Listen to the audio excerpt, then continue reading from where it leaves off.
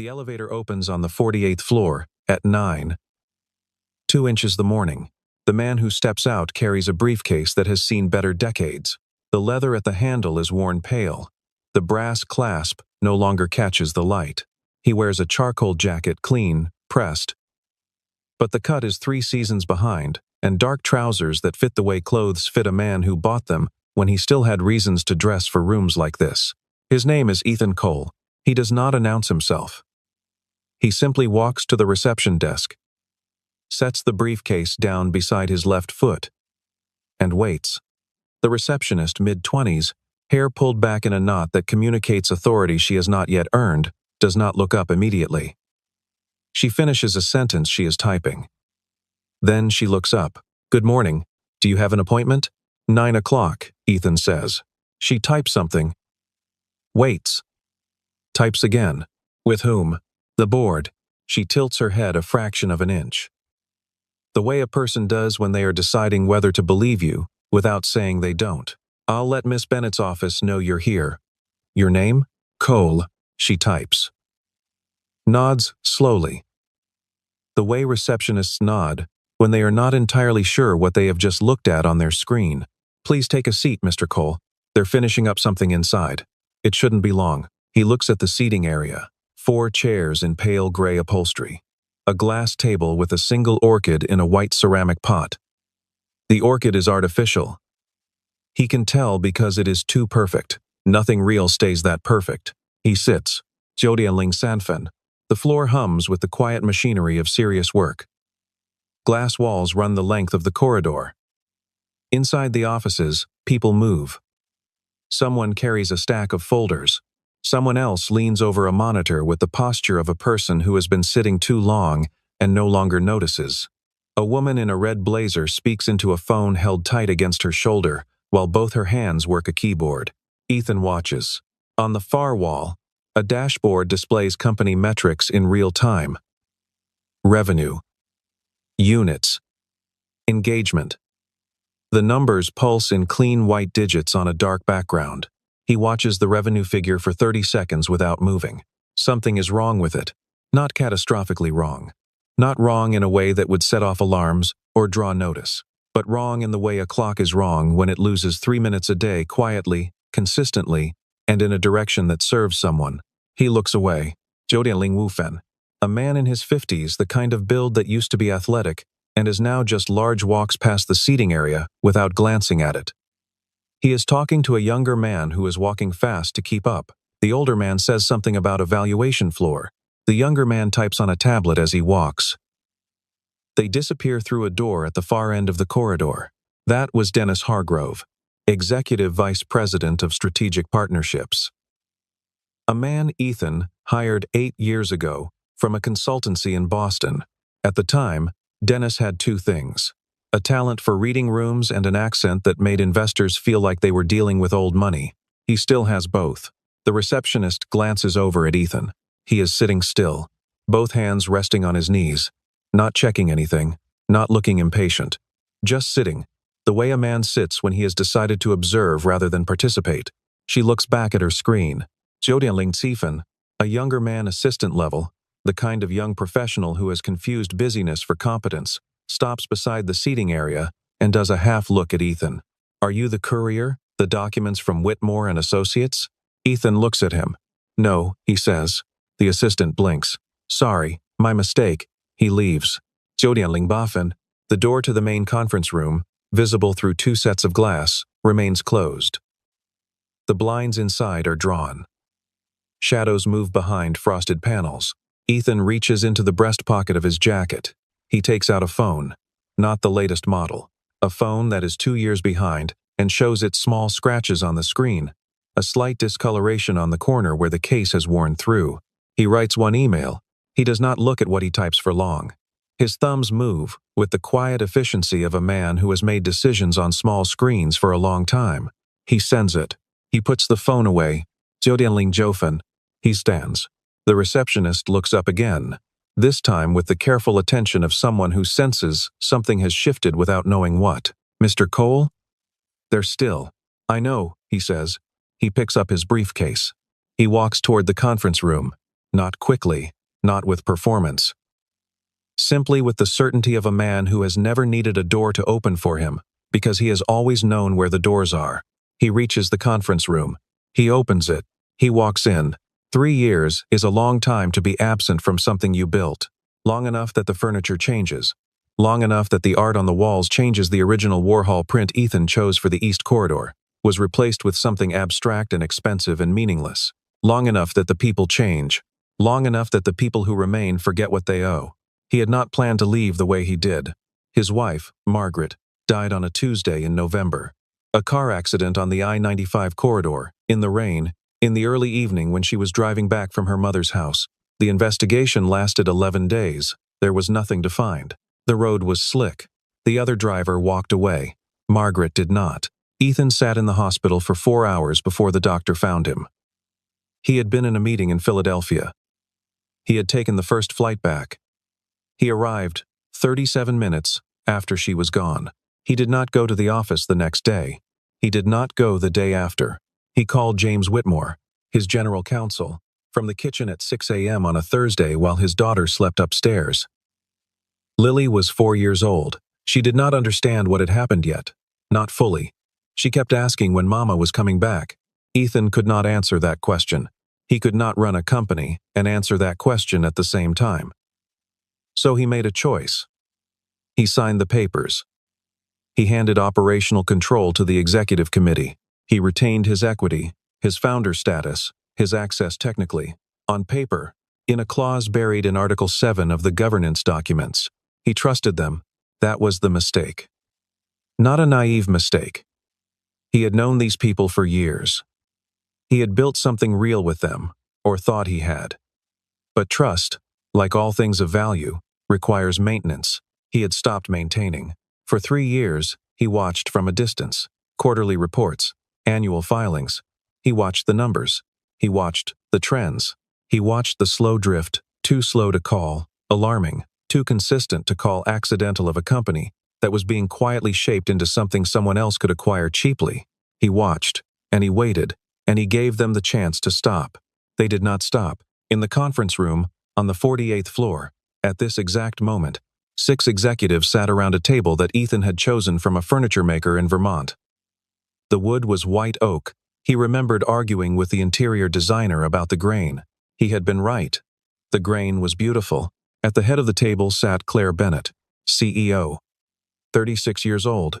The executive committee had elevated her 18 months ago, after the previous CEO, a man named Stuart Park, left under circumstances the press release described as pursuing new opportunities. Stuart had been the first to understand what Victor Hale was building. He had been the first to leave. Claire was not complicit, not exactly. She was, however, compliant. And compliance, Ethan had learned, has its own weight. She sat with her back straight and her eyes on the presentation. A merger proposal. The numbers were formatted cleanly. The language was optimistic. The valuation they were discussing, the one that would transfer 63% of the company's technological assets to a private equity firm whose principals were connected to Victor Hale, in ways that did not appear in any filing, was 17% below fair market. 17%. Not enough to trigger regulatory scrutiny. Not enough to make headlines. Just enough for someone to walk away very, very wealthy. Claire had a question mark in the margin of her printed copy. She had not asked the question out loud.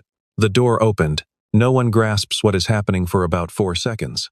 A man they do not recognize, or rather, a man none of them remember clearly, because memory blurs the faces of people who are no longer present, walks into the room and stands at the far end of the table. The presentation continues on the screen for 2 more seconds before someone kills it. Excuse me, this is Dennis Hargrove. He has the voice for this. Deep, patient.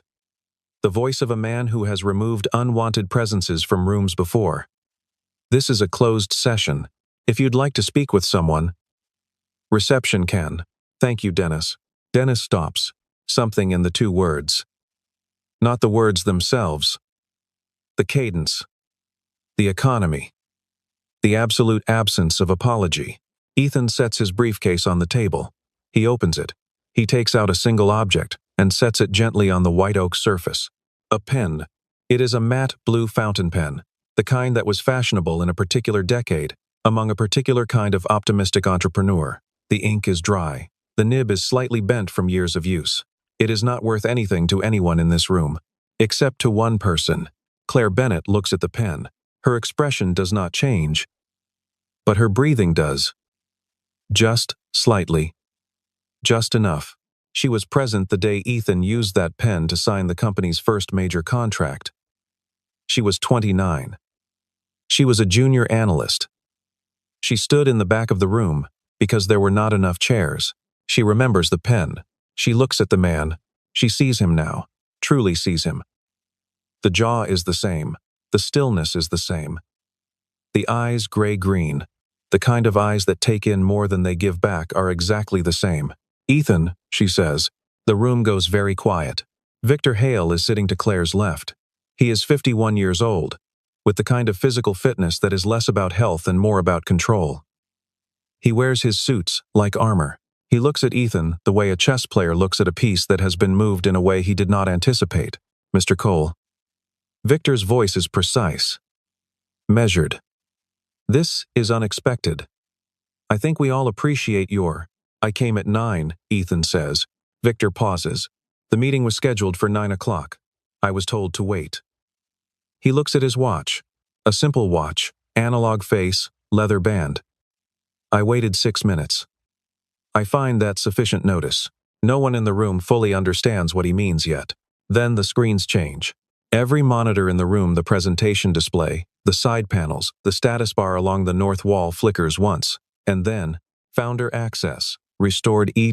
Cole." The room does not make a sound. Victor Hale makes a sound. A small one. The sound a man makes when a door he believed was permanently locked is opened from the other side. Ethan looks at him. "Sit down, Victor," he says quietly. "We have things to discuss." He does not raise his voice once in the next 22 minutes. He does not need to. He opens his briefcase and removes 4 items: a thin folder, a USB drive, a printed spreadsheet, and a transcript held together with a single paper clip. He lays them on the table in a precise row, the way a surgeon arranges instruments. He begins. "In the third quarter of last year, this company's platform division was assessed by an independent auditor at a valuation of approximately $4.2 billion. That assessment is not in question." He pauses. "The question is why the current proposal prices the same division at 3.4. He opens the folder. The answer involves a secondary holding company registered in Delaware in March of this year.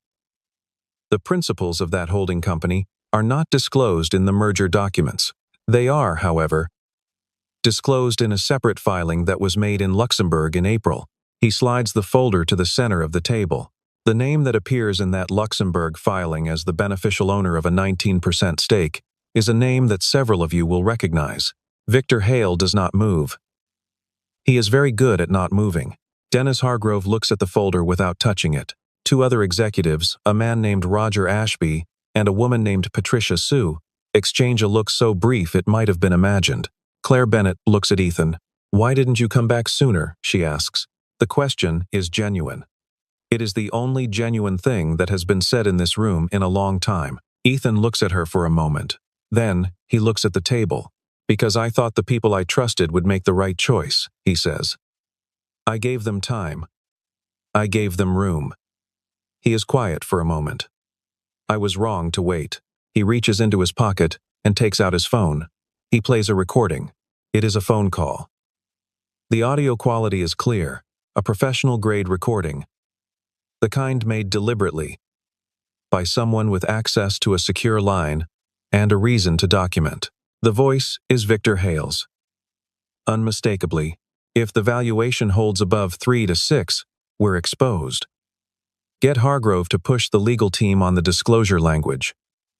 And keep Bennett in the loop on the surface numbers only. She asks too many questions if she sees the full picture. The room is a held breath. Victor's composure does not break, but it shifts, just slightly. The way a very large, very heavy object shifts before it falls. Ethan stops the recording. He looks at his watch. "I gave you 6 minutes in the lobby," he says. "I will give you 6 minutes now. If anyone in this room has something to say that changes what I have just presented, this is the time." He sets his watch on the table. The second hand moves. 1 minute. Roger Ashby looks at the floor. 2 minutes. Patricia Sue folds her hands. 3 minutes. Dennis Hargrove opens his mouth once, closes it. 4 minutes. Victor Hale looks directly at Ethan. There is something in his expression that is almost admiration. Almost. The way a man admires the mechanism that is dismantling him. 5 minutes. Claire Bennett looks out the window. The city is 48 floors below. It looks patient from this height. 6 minutes. Ethan picks up his watch. All right, he says. That's all I needed to know. There is another life happening at the same time as all of this. It is smaller. It smells like toast and orange juice. And the particular soap Lily uses, the kind with strawberries on the label that she picked herself at the grocery store, and that Ethan buys in bulk now because the disruption of switching brands is not worth the mourning. Lily Cole is 7 years old. She has her father's eyes gray-green, observant, and her mother's mouth, which quirks up on the left when she is working something out. She works things out frequently and thoroughly, and sometimes at great length, usually at breakfast, usually about topics that do not require immediate resolution. This morning she is working out whether snails experience boredom. I think they probably don't, she says, carefully spreading butter to the exact edges of her toast, because they don't have very much to compare it to. That's a reasonable position, Ethan says. He is standing at the counter in a shirt without a tie, eating a piece of the same toast. He has not put on his jacket yet. The jacket is on the hook by the door, but if they don't know they're bored, is it still boredom? Philosophers disagree, Ethan says. What do you think? He drinks his coffee. I think boredom requires expectation. If you don't expect anything other than what you have, you can't be bored by it. Lily considers this. Is that why you don't seem bored, even though we mostly just stay here? He looks at her. She is 7. She says things with the unguarded precision of someone who has not yet learned that honesty can be impolite. He loves this about her fiercely and specifically, not the way you love a general thing, but the way you love a particular thing that you are aware you will not have forever. I'm not bored, he says. No. She finishes her toast. She looks at the clock on the kitchen wall. You have that meeting today, she says. It is not a question. She has her mother's habit of stating things that others frame as questions. I do. The one at the tall building. Yes. She is quiet for a moment. Then, are you going back? He washes his cup.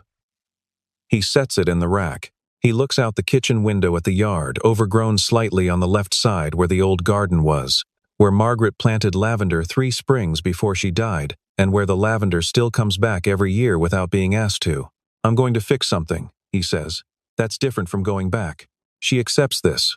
She slides off the stool and carries her plate to the sink with both hands, the way he taught her. Because she is tall enough now to carry it without dropping it, but not quite tall enough to be casual about it. Okay, she says. Fix it good. He takes his jacket from the hook. He goes. Victor Hale has been in difficult rooms before. He has sat across the table from federal regulators. He has managed the press cycle on 2 significant corporate crises. He once negotiated a settlement in a room where everyone in it understood that the terms were entirely theater, and the real agreement had been made 3 days earlier by people who would never be in the room. He knows how rooms work. This room is not working the way he designed it to work. He had prepared for several versions of this meeting. He had not prepared for this one. The variables he had calculated assumed a 3-year absence translated to a 3-year disconnection. That the man who had walked away from the company to raise a child would be, in practice, finished, softened, reduced to whatever a man becomes when he trades ambition for school pickups and grocery runs. He had misunderstood what kind of man Ethan Cole was. He had mistaken absence for surrender. After Ethan plays the recording, Victor makes his move. It is the only move left to him, and he knows it is not a good one, but the architecture of the situation requires it. With respect, Victor says, the context of that call is being misrepresented. Strategic discussions of this kind, Victor, one word, not loud. Victor stops. Don't, Ethan says, just that.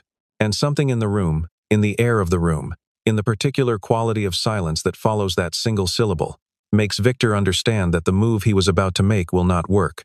Not because Ethan is stronger, necessarily, but because Ethan has already mapped every exit, and none of them lead anywhere useful for Victor. He sits back. Ethan opens the second document. It is not a financial report. It is a series of emails, internal communications from the past 14 months, selected and printed in chronological order. They tell a story. The story is not flattering. The emails show the deliberate erosion of a company's core valuation methodology. They show the selective disclosure of information to the board. They show a pattern slow, patient, incremental of preparing an organization for an acquisition that would enrich 4 people enormously and harm the remaining 2,312 employees who work in this building and its subsidiaries. He does not read the emails aloud. He simply places the stack on the table and lets it sit there. Dennis Hargrove's hand moves toward the stack and then stops, as if he has thought better of touching it. I found these 17 months ago, Ethan says. I spent 14 months verifying them. I wanted to be certain. He pauses. I did not want to be the kind of man who acts on incomplete information. Claire is looking at the stack of emails. Her jaw is tight. She had suspected. She has to admit that now, at least to herself. She had suspected that the numbers she was seeing were not complete. She had sent 3 separate emails, carefully worded, professionally deniable to Dennis and to Victor, asking for the underlying assumptions in the valuation model. Each time, she had received a response that answered a different question than the one she had asked. She had noted it. She had filed it. She had told herself she would address it when the moment was clearer. The moment had never gotten clearer. She had told herself that was not her fault.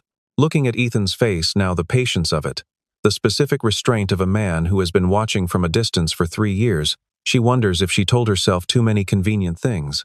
The clock on the wall reads 9:41. Ethan looks at it. He looks at the people in the room. He picks up his watch from the table and holds it in his left hand. I'll give each of you 6 minutes, he says. Not together.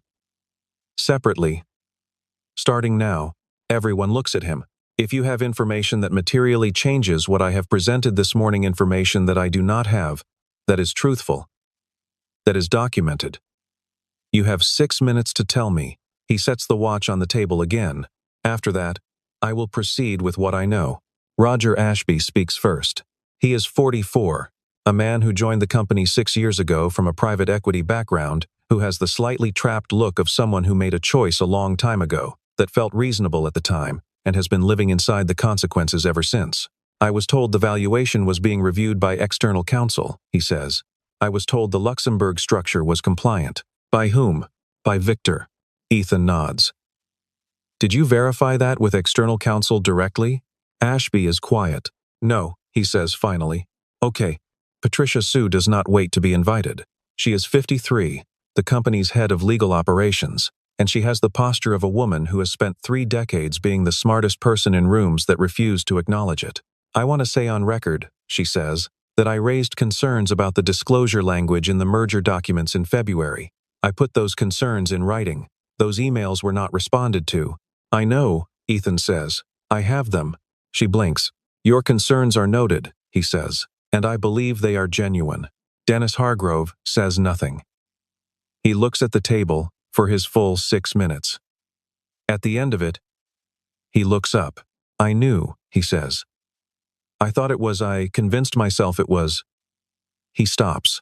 You don't have to explain it to me, Ethan says. I understand how it happens. This is, somehow, the worst thing he could say to Dennis. Not because it is cruel, because it is not. Then there is only Victor. Victor does not use his 6 minutes the way the others did. He uses it to be very still and very watchful.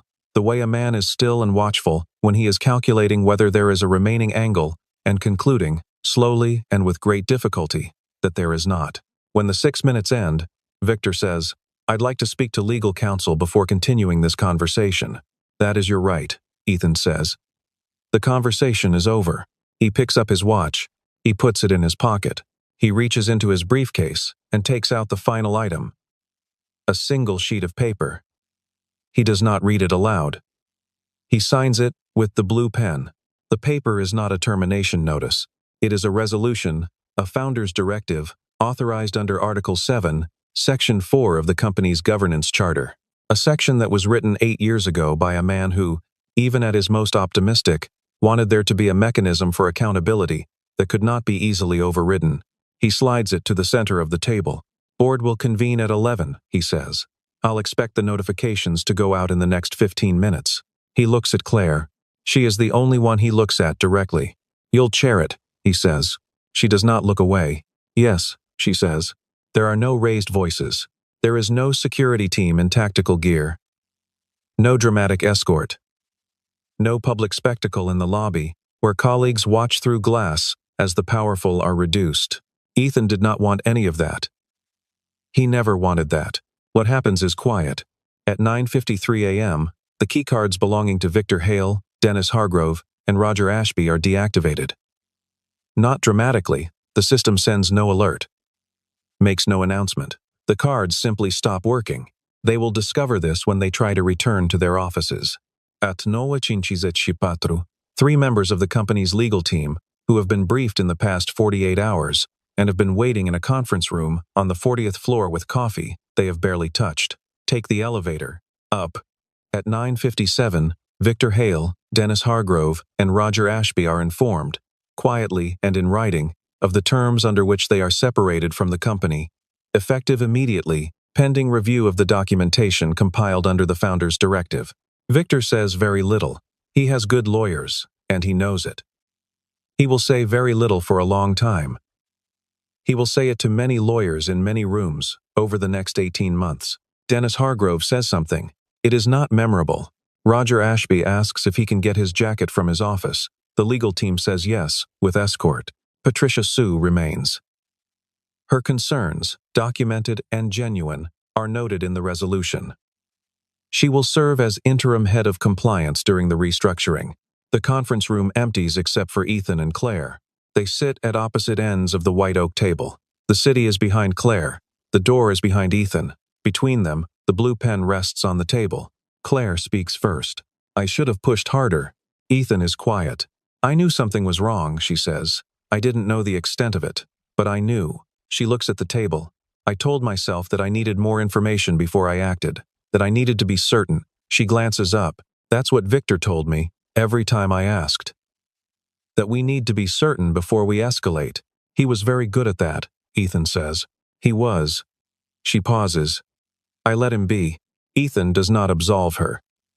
He does not condemn her either. He simply lets the statement exist, without comment for a moment, which is its own kind of response. You didn't betray the company, he says finally. You didn't benefit. You made the mistake of trusting the wrong people and not trusting your own judgment enough. She looks at him. That's a generous interpretation. It's an accurate one, he says. I've made that mistake. The trust in the wrong people part. He pauses. That's actually why I'm here. She almost smiles. It is a complicated, almost smile, the kind that acknowledges the irony without pretending it is funny. What happens now? She asks. He leans back in his chair. Now you chair the board meeting at 11. You present the governance directive. You oversee the appointment of an independent review panel. He pauses. And then you decide whether you want to stay. She looks at him. You're offering me a choice? I'm always offering people choices, he says. That's the point of having a governance structure, rather than an autocracy. He looks at the table. The choice I'm offering you is whether to be the person who helps rebuild something, or the person who was present while it nearly fell. Those are different records. They lead to different futures. She is quiet for a long moment. And what do you want? She asks. I want the company to be what it was supposed to be, he says. I don't need to be the person running it, but you could be. I could be. He looks at the window. The city is there, patient, 48 floors down. But I have other things I need to do. He is home by 3 o'clock. The afternoon is mild for the season. One of those autumn afternoons that feels like an apology for the summer that preceded it, the light tilted and golden, the air carrying the faint suggestion of wood smoke from somewhere down the street. The house is a colonial in a neighborhood that is quietly affluent without performing it. He bought it before the company went public, before there was money enough to buy something larger, and he did not move when there was. Margaret loved the kitchen. The kitchen had a window that faced east, and in the morning the light came through it at an angle that she said was the exact right angle for thinking. He goes in through the side door. He sets his briefcase by the door. He takes off the jacket. He looks at the kitchen. The light is coming through the window at the wrong angle for the afternoon. It would be right in the morning, as it always was, but the window is still the same window, and the light is still the same light, just repositioned. He fills the kettle. At 3:22, the school bus stops at the end of the block. He hears her before he sees her. Her footsteps on the front walk have a particular rhythm, the heel-first landing of a child who is still working out the mechanics of her own stride. He has memorized this sound the way you memorize the particular knock of a particular door, without meaning to, simply through repetition and attention. The front door opens. "I got 100 on the spelling test," Lily says, from the hallway, before she is even fully inside, including necessary with 1 C and 2 S's, which Miles from my class said was impossible, but it isn't. It's actually a rule. "It is a rule," Ethan says. She appears in the kitchen doorway. Backpack on, jacket unzipped. A smear of something orange on her left sleeve that is either marker or the remnants of a snack. She looks at him with the particular attention she brings to things she is assessing. "You look different," she says. He pours the tea. Different how? She sits on the stool. She thinks about it seriously. "Less far away," she says. He sets the mug on the counter. He looks at her at the gray-green eyes that are his, at the left-tilting mouth that is her mother's, at the orange marker on her sleeve that is entirely and only hers. "Yeah," he says, "maybe." She unzips her backpack and takes out a worksheet with a satisfaction that suggests she is planning to finish it before dinner. She spreads it on the counter. "Did you fix it?" she asks, without looking up.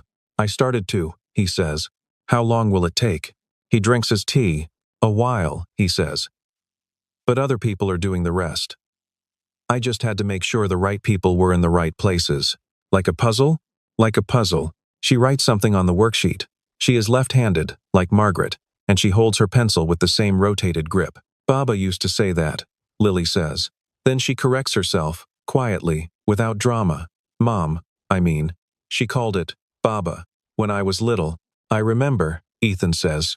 "She said the best puzzles are the ones where you have to try the piece in 3 places before it fits," Lily says, "because then you actually understand why it goes there." He looks at his daughter. She is working on her worksheet. She does not know she has said something that will stay with him for a long time. "She was right," he says. "I know," Lily says. She usually was. They are quiet together for a while. The kitchen is warm.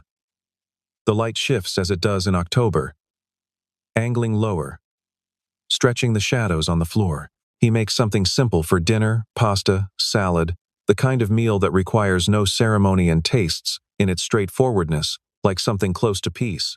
After dinner, they sit in the living room. Lily reads. He sits across from her with nothing in particular in his hands, which is unusual, and which she notices. "You're not working," she says. "No." She goes back to her book. After a few minutes, "Is that okay?" "Yes," he says. "It's better than okay." 3 months later, the company announces a comprehensive governance restructuring. The press release is 16 paragraphs long. Most journalists summarize it in 2 sentences.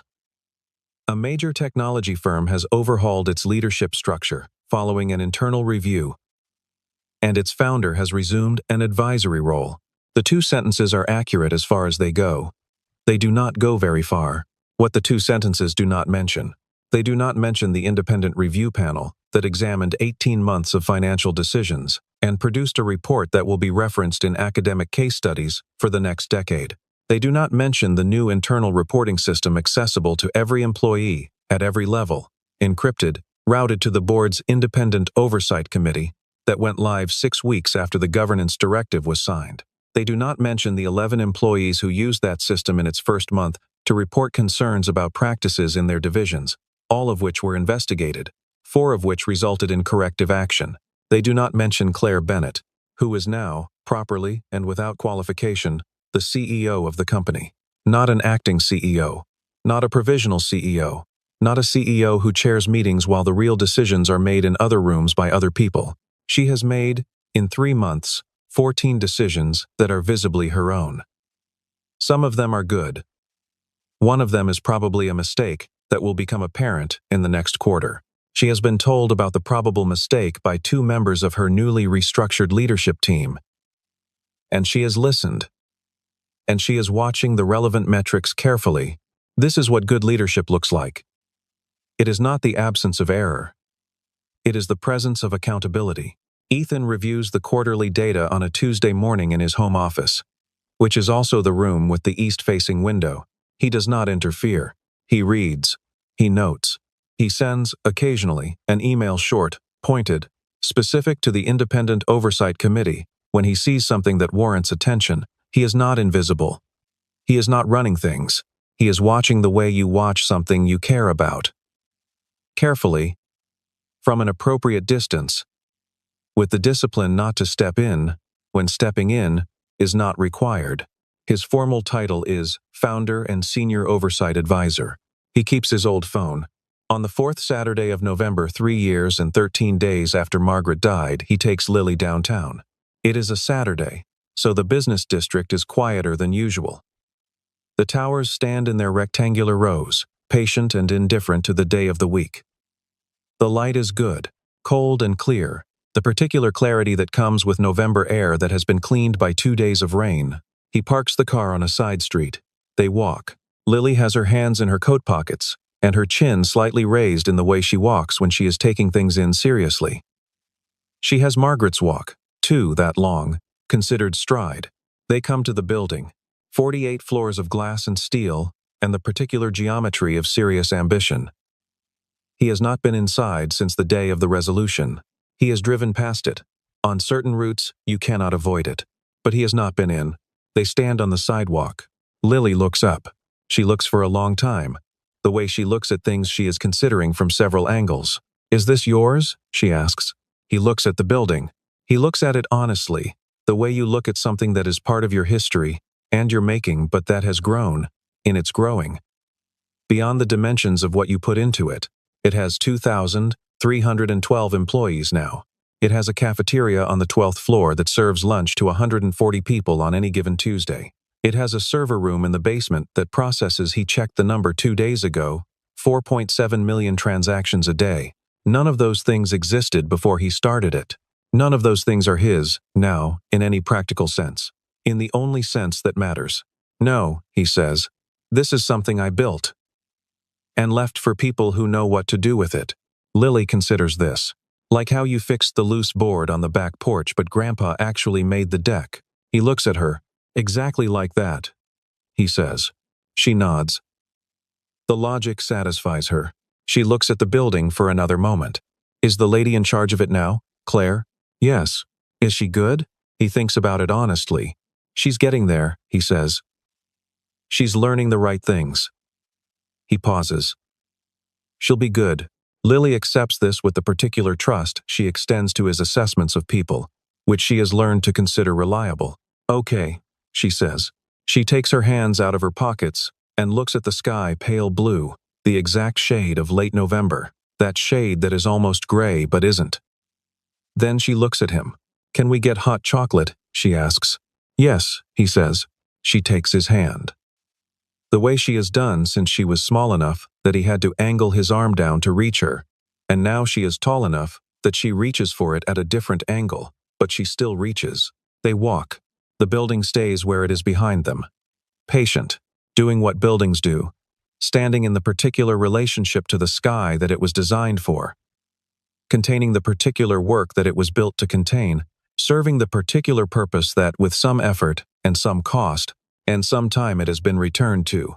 He does not look back. He has already seen it.